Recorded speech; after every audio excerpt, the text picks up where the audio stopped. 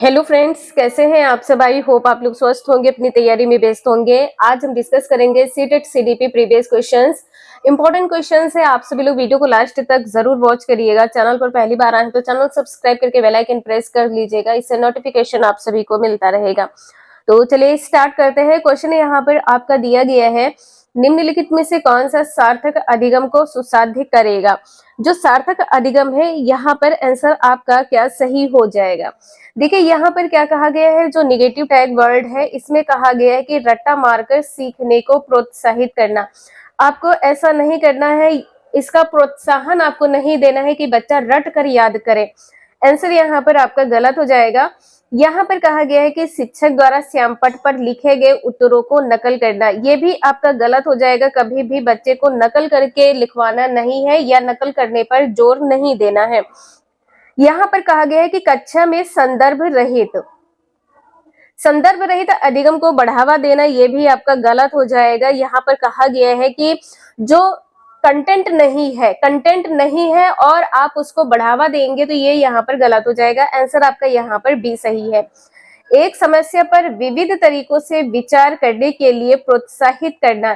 मान लीजिए कोई मैथ का एक क्वेश्चन है, आप उसको कई प्रकार से सॉल्व कर सकते हैं। डायरेक्ट आप फॉर्मूला लगा सकते हैं, आप उसकी अलग ट्रिक से भी सॉल्व कर सकते हैं। देखिए ट्रिक भी आपकी अलग अलग होती हैं, तो यहाँ पर आंसर आपका बी सही हो जाएगा ना। क्वेश्चन नंबर नेक्स्ट है, यहाँ पर आपको बताना है क्या सही होगा। अगर विद्यार्थी अपने कार्य की सफलता को आंतरिक कारणों पर आरोपित करते हैं, जब कोई एक बालक सफल होता है और वो क्या कहता है कि उसके आंतरिक कारण की वजह से वो सफल हुआ है, उनमें डैश की भावना उत्पन्न होगी। तो शर्म तो यहाँ पर नहीं होगी कि इस टाइम यदि आप सभी लोग सीटेट की प्रिपरेशन कर रहे हैं या कोई कॉम्पिटिटिव एग्जाम की प्रिपरेशन कर रहे हैं और आप इंटरनल मोटिवेट हुए हैं और आपने सफलता प्राप्त कर ली है, तो इसमें आपको शर्म आएगी? नहीं आएगी, प्राउड फील करेंगे।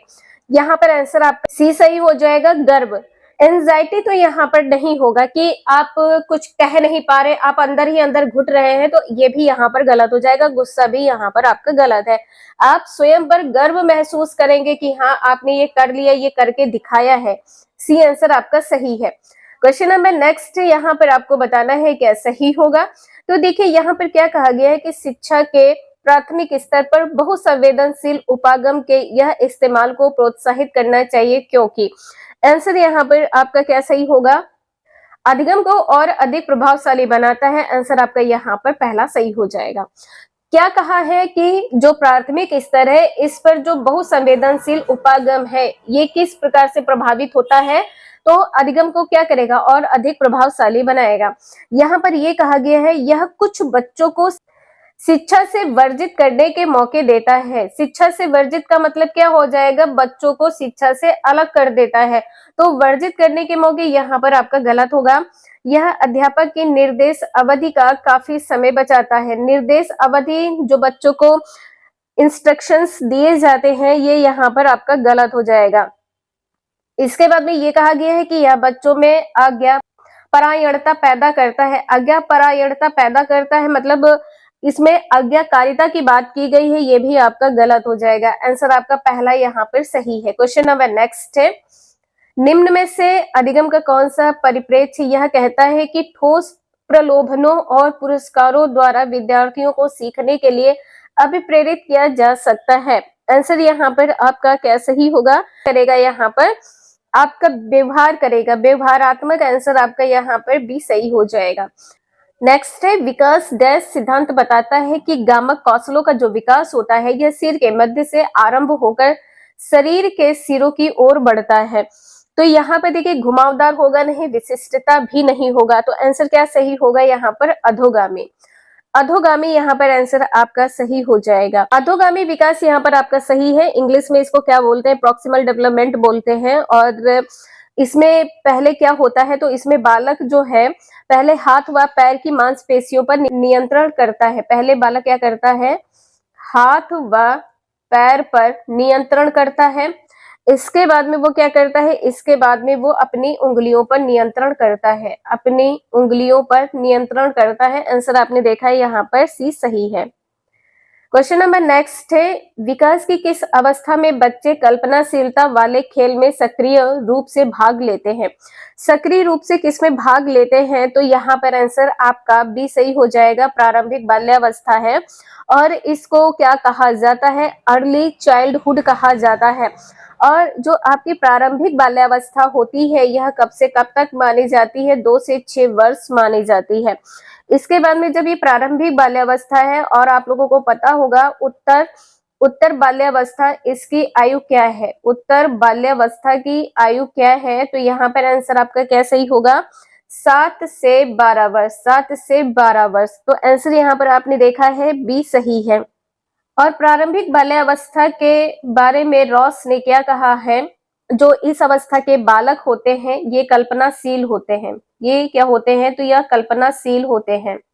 आंसर बी सही है। क्वेश्चन नंबर नेक्स्ट है, निम्न में से कौन सी बच्चों के सामाजिकरण में द्वितीयक संस्थाएं हैं? द्वितीयक संस्थाएं यहाँ पर बताना है, जो सेकेंडरी एजेंसीज हैं इनमें कौन कौन सी हो जाएंगे? तो प्राथमिक में जैसे कि आपको पता है आपका परिवार होता है, प्राथमिक कारक क्या है? आपका परिवार है। तो यहाँ पर आंसर आपका क्या सही होगा? देखिए द्वितीयक पूछा है तो द्वितीयक में आपका मीडिया हो जाएगा और आपका विद्यालय हो जाएगा। धार्मिक संस्था की यहाँ पर बात की गई है तो यहाँ पर देखिए द्वितीयक में आप सभी का आंसर दूसरा, तीसरा और चौथा सही हो जाएगा, जो कि यहाँ पर नहीं दिया गया है। दूसरा, तीसरा और चौथा आंसर आपका सही होगा।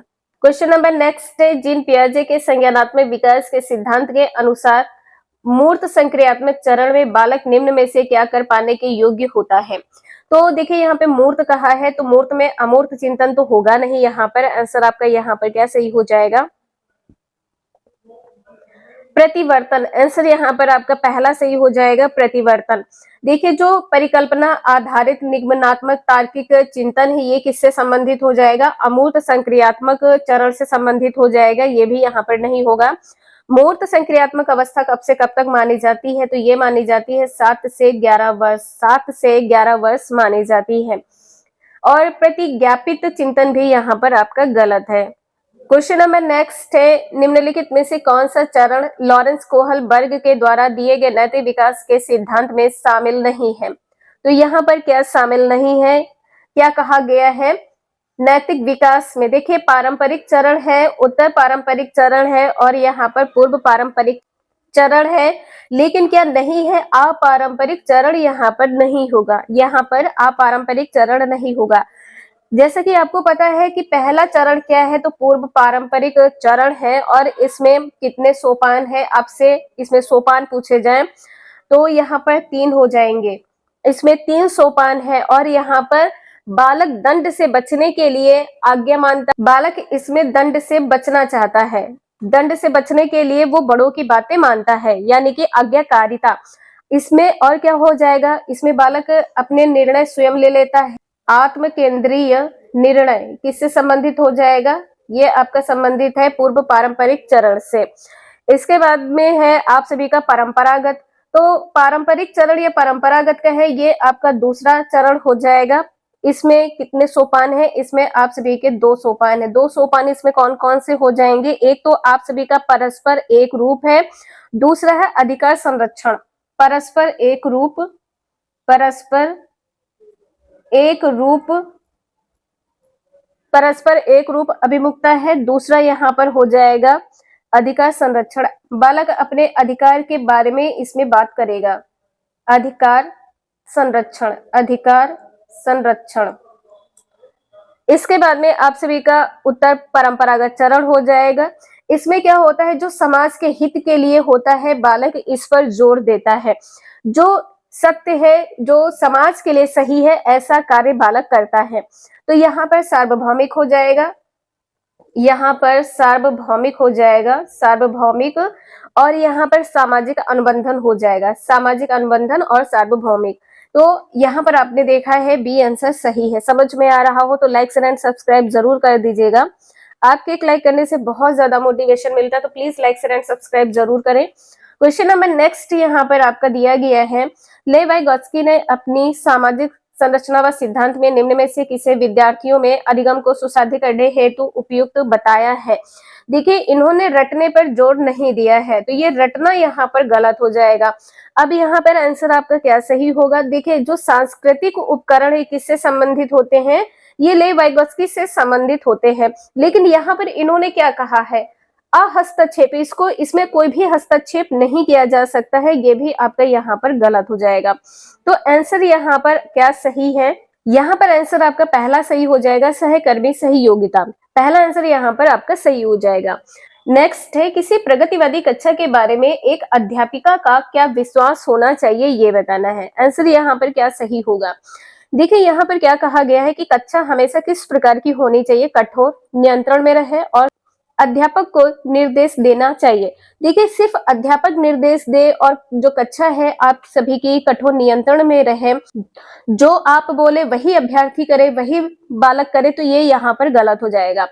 अधिगम केवल कक्षा में ही होता है। अधिगम का मतलब क्या होता है? सीखना। सीखना तो आप क्लास में भी कर सकते हैं, क्लास के बाहर कर सकते हैं, घर में कर सकते हैं, घर के बाहर कर सकते हैं, कहीं पर भी आप कर सकते हैं। तो अधिगम जो है कक्षा में ही होता है, ये यहाँ पर गलत हो जाएगा।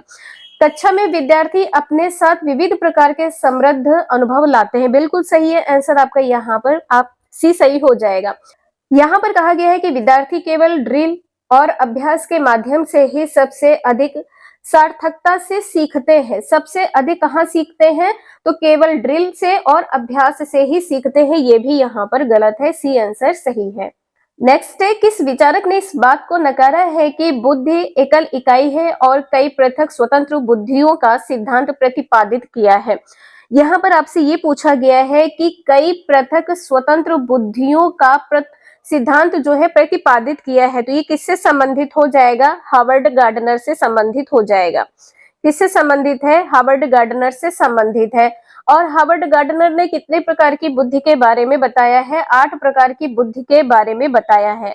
क्वेश्चन नंबर नेक्स्ट है, खिलौने के रूप में गुड़िया मिलने पर रोहन की प्रतिक्रिया थी, मुझे यह खिलौना पसंद नहीं है क्योंकि लड़के गुड़िया से नहीं खेलते हैं। यह किसका उदाहरण है, ये बताना है। यहाँ पर ये कहा गया है कि रोहन को एक गुड़िया दी गई है और रोहन ने ये कहकर मना कर दिया है कि जो गुड़िया है ये लड़के नहीं खेलते हैं। तो ये किससे संबंधित हो जाएगा? जेंडर रूढ़िवादिता से संबंधित हो जाएगा। आंसर यहाँ पर आपका सी सही है। क्वेश्चन नंबर नेक्स्ट है, एक बहुभाषी कक्षा में शिक्षक को क्या करना चाहिए, ये बताना है। बहुभाषी कक्षा में क्या होता है? एक से अधिक भाषाओं की यहाँ पर बात की गई है। यहाँ पर कहा गया है वार्तालाप के लिए मातृभाषा के उपयोग को निरुत्साहित करना चाहिए। यहाँ पर कहा गया है कि जो आपकी मातृभाषा है इसको यहाँ पर महत्व ना दिया जाए, निरुत्साहित नहीं करना चाहिए। ये पॉइंट यहाँ पर आपका गलत हो जाएगा। ज्यादातर विद्यार्थियों द्वारा बोली जा रही प्रमुख भाषा को ही स्वीकार करना चाहिए। जो भाषा बालक बोल रहा है उसको ही प्रमुख भाषा मानकर स्वीकार कर लेना चाहिए, ये भी यहाँ पर गलत है।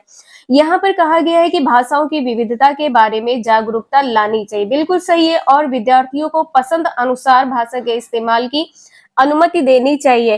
देखिए यहाँ पर ये कहा गया है जो बहुभाषी कक्षा होती है सभी अलग अलग संस्कृत के बालक होते हैं, किसी की हिंदी है, किसी की इंग्लिश है, किसी की संस्कृत है। तो यहाँ पर आप क्या कहेंगे कि जो आपको भाषा पसंद हो आप उसमें बात कर सकते हैं, आप उसका इस्तेमाल कर सकते हैं। तो आंसर आपका यहाँ पर सी सही हो जाएगा। यहाँ पर कहा गया है लक्ष्यांक भाषा जैसे कि अंग्रेजी को छोड़कर अन्य भाषाओं के उपयोग की अपेक्षा करनी चाहिए। यहाँ पर ऐसा भी नहीं करना है कि आपको अंग्रेजी भाषा छोड़ देनी है या कोई अन्य भाषा छोड़ देनी है, नहीं। बहुभाषी कक्षा में सभी भाषाओं के अभ्यर्थी होते हैं और सबको महत्व देना चाहिए, सभी भाषाओं को महत्व देना चाहिए। सी आंसर सही है।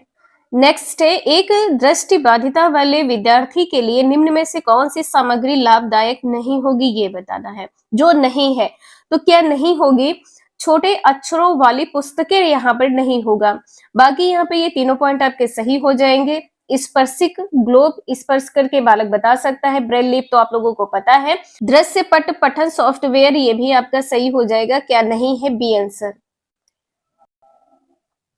नेक्स्ट है, एक सृजनात्मक बालक में निम्न में से कौन से गुण मौजूद होंगे, ये बताना है। तो आंसर यहाँ पर आपका क्या सही हो जाएगा? कौन से गुण मौजूद होंगे? देखिए यहाँ पर कहा गया है अपसारी चिंतन, तो बिल्कुल सही है। जो सृजनात्मक है ये किससे संबंधित होता है? अपसारी चिंतन से संबंधित होता है, लेकिन अभिसारी चिंतन यहाँ पर नहीं होगा, तो बी यहाँ पर गलत हो जाएगा। अमूर्त चिंतन की योग्यता है नवीन अमुक उत्पाद की योग्यता है। आंसर आपका यहाँ पर सी सही हो जाएगा। जो सृजनात्मक बालक होते हैं ये नई चीजों को या नए तथ्यों को आसानी से हल कर लेते हैं या किसी समस्या का आसानी से हल निकाल लेते हैं। आंसर सी यहाँ पर सही है। नेक्स्ट है, किसी संप्रत्य को पढ़ाने के लिए एक अध्यापिका विभिन्न उदाहरण प्रस्तुत करती है और उसके बाद में विद्यार्थियों को उन उदाहरणों द्वारा एकत्रित जानकारी के आधार पर नियम निर्धारित करने को कहती है। अध्यापिका क्या कर रही है? तो पहले उदाहरण बता रही है, उसके बाद में नियम को निर्धारित करने को कहती है। इस क्रिया में अध्यापिका किस अभिगम का इस्तेमाल कर रही है? तो यदि उदाहरण पहले बताया गया है उसके बाद में नियम बताया गया है तो आपका आंसर यहाँ पर आगमनात्मक सही हो जाएगा। यदि नियम पहले बताया जाता और उदाहरण बाद में तो आपका निगमनात्मक सही हो जाता। तो आंसर यहाँ पर आपका बी सही होगा।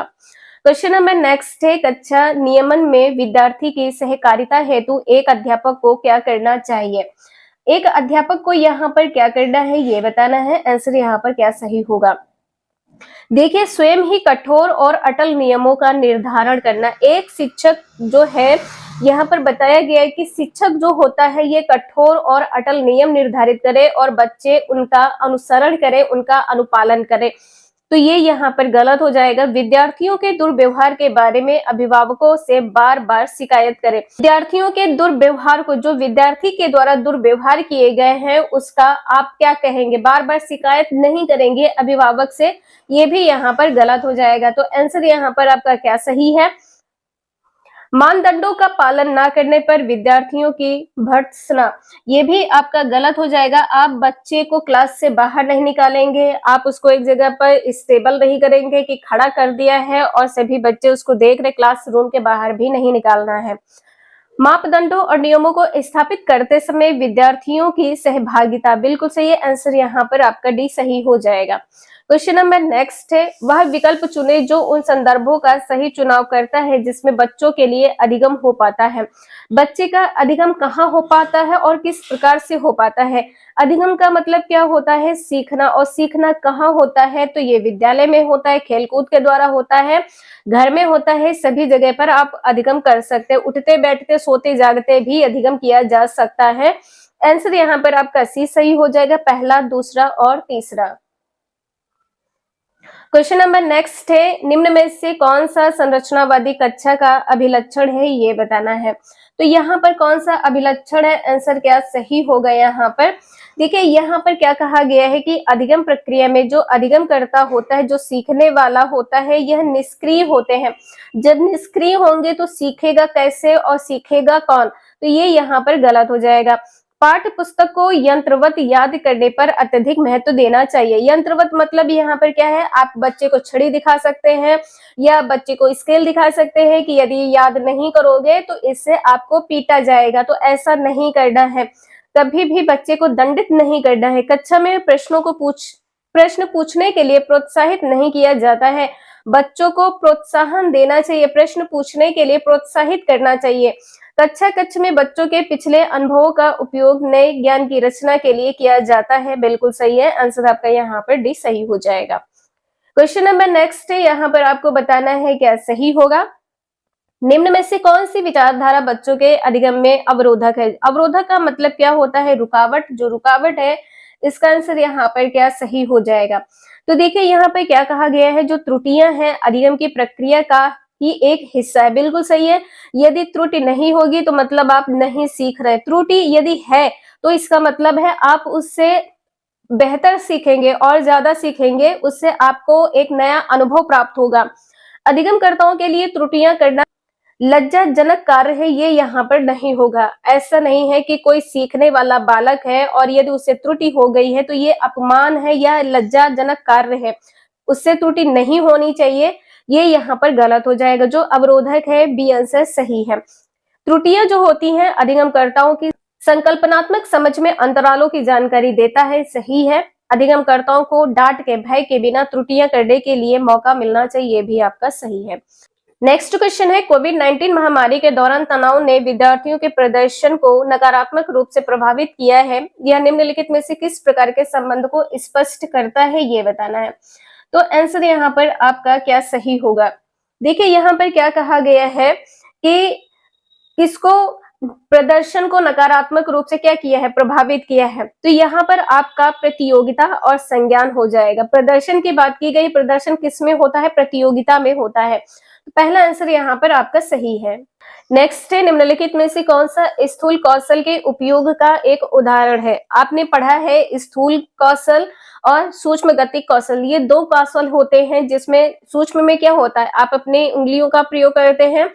तो यहाँ पर जो एक मटर को उंगलियों से दबाना सूक्ष्म गतिक कौशल है, जिसमें छोटी क्रियाएं की जाती है। किताब के पन्ने को पलटना ये भी छोटी क्रिया है, पेंसिल को पकड़ना ये भी आपकी छोटी क्रिया हो जाएगी। लेकिन जब आप पैर से फुटबॉल को मारते हैं, पूरी बॉडी का जो मूवमेंट होता है आपका, ये किसमें हो जाएगा, स्थूल कौशल में हो जाएगा। तो पहला आंसर यहाँ पर सही है। क्वेश्चन नंबर नेक्स्ट है, विकासात्मक परिवर्तन किसका परिणाम है। आंसर क्या सही होगा। तो देखिए यहाँ पर कहा गया है केवल सामाजिक सांस्कृतिक कारक है, ये गलत है। ना तो वंशानुगत, ना ही पर्यावरणीय कारक, ये भी आपका गलत है। किसी व्यक्ति का केवल आनुवंशिक ढांचा है, ये भी आपका गलत है। सही क्या है, आनुवंशिक और पर्यावरणीय परिस्थितियों का अनूठा संयोजन है। आंसर आपका पहला सही है। क्वेश्चन नंबर नेक्स्ट है, यहाँ पर आपको बताना है क्या सही होगा। 2 वर्ष से 6 वर्ष की अवधि को क्या कहा जाता है। तो जैसा कि आपको पता है, ये अवस्था आपके प्रारंभिक बचपन की अवस्था होती है। आंसर आपका यहाँ पर भी सही हो जाएगा। इसके बाद में क्वेश्चन नंबर नेक्स्ट है, पियाजे द्वारा अधिगम को सुगम बनाने के लिए निम्नलिखित में से कौन से कारक महत्वपूर्ण माने जाते हैं, ये बताना है। किसके अनुसार, जीन पियाजे के अनुसार। तो आंसर यहाँ पर क्या सही होगा आपका।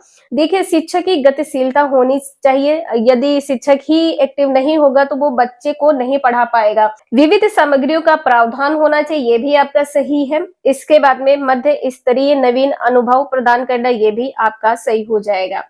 तो आंसर यहाँ पर सही क्या है आपका, बी। देखिए यहाँ पर ये कहा गया है सकारात्मक और जो नकारात्मक पुनर्बलन है इनको सुनिश्चित करना, यहाँ पर फिक्स करने की बात की गई है, ये यहाँ पर गलत है। बी आंसर यहाँ पर सही है। नेक्स्ट है, किस स्तर पर बच्चों में अपने आसपास की दुनिया के बारे में एक जीववादी दृष्टिकोण होता है और वे मानते हैं कि पेड़ पौधे और चलते हुए बादलों और लुढ़कते पत्थरों की मंशाएं और इरादे हो सकते हैं। तो यहाँ पर आंसर आपका क्या सही होगा। इसमें बालक ने क्या देखा है कि ये चल रहे हैं। देखिए यहाँ पर जीववादी दृष्टिकोण है, बालक में क्या है, जीववादी दृष्टिकोण है कि जो बादल है ये चलते हैं, पत्थर लुढ़कते हैं, पेड़ पौधे ये भी चलते हैं। तो यहाँ पर आंसर आपका बी सही हो जाएगा।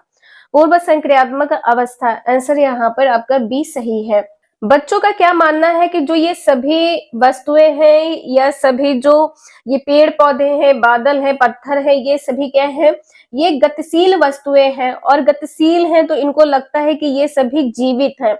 तो ऐसा बच्चों को लगता है कि ये सभी वस्तुएं जीवित हैं। तो जीववादी दृष्टिकोण से बालक देखता है, बी आंसर सही है। पूर्व संक्रियात्मक अवस्था कब से कब तक मानी जाती है, तो 2 से 7 वर्ष मानी जाती है। बी आंसर सही है। क्वेश्चन नंबर नेक्स्ट है, किसके सिद्धांत में भाषा बच्चों में संज्ञानात्मक विकास में महत्वपूर्ण भूमिका निभाती है। संज्ञानात्मक विकास किससे संबंधित है, तो ये संबंधित है आप सभी का जीन पियाजे से। आंसर आपका यहाँ पर बी सही हो जाएगा, जीन पियाजे से संबंधित है। क्वेश्चन नंबर नेक्स्ट है, वाइगोत्स्की के अनुसार बच्चे किस प्रकार सीखते हैं। तो देखिए यहाँ पर प्रतियोगिता या कंपटीशन के द्वारा बच्चे सीखते हैं, ये गलत हो जाएगा। साथियों के साथ बातचीत करके, बिल्कुल सही है। आंसर आपका यहाँ पर बी सही हो जाएगा। यहाँ पर ये कहा गया है कि पुरस्कार के लिए प्रयास करके और दंड से बचकर, पुरस्कार के लिए बालक सीखता है या दंड से बचने के लिए सीखता है, ये भी गलत है। उद्दीपन प्रतिक्रिया अनुबंधन करके, यहाँ पर ये भी गलत है। तो बी आंसर यहाँ पर आपका सही हो जाएगा। तो आज के लिए इतना ही, मिलते हैं नेक्स्ट क्लास में। अगर आप लोगों को वीडियो यूजफुल लगी हो या थोड़ा भी समझ में आया हो तो लाइक शेयर एंड सब्सक्राइब जरूर करें। Thank you for watching this video.